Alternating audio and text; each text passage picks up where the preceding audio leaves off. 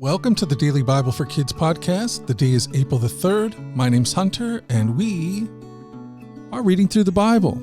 That's something we do every day. We take time in God's Word. We let His Word take its time on us.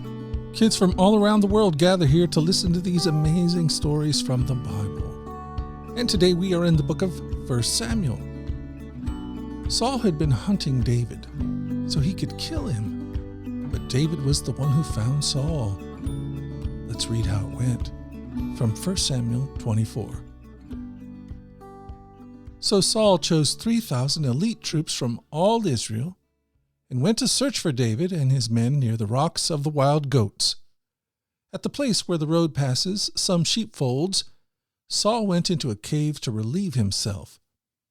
But as it happened, David and his men were hiding further back in that very cave. "Now's your opportunity," David's men whispered to him. "Today the Lord is telling you, I will certainly put your enemy into your power to do as you wish." So David crept forward and cut off a piece of the hem of Saul's robe. But then David's conscience began bothering him because he had cut Saul's robe. "The Lord knows I shouldn't have done that to my lord the king," he said to his men. "The Lord forbid that I should do this to my lord the king and attack the Lord's anointed one, for the Lord himself has chosen him." So David restrained his men and did not let them kill Saul. After Saul had left the cave and gone his way, David came out and shouted after him, "My lord the king!"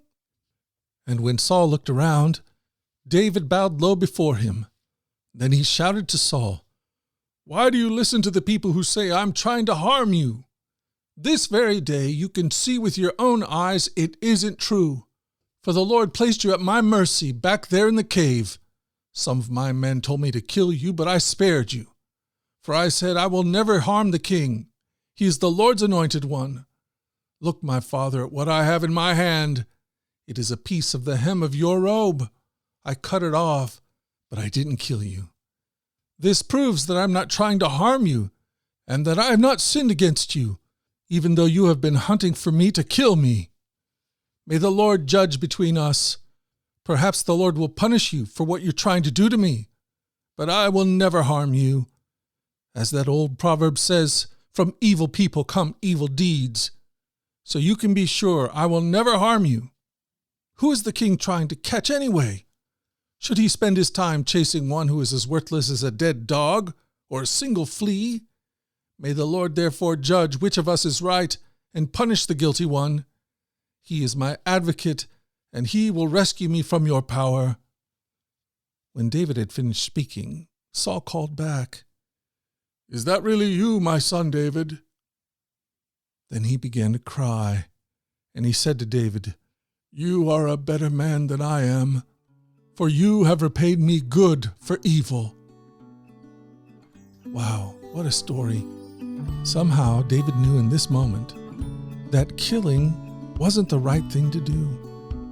Even though those around him said it was okay, somehow he knew that this is not what God would want him to do.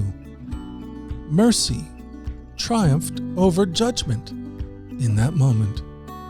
And that's not only true for the way that David behaved here. This is what God does. His mercy triumphs over his judgment. He shows us mercy, even when we don't deserve it.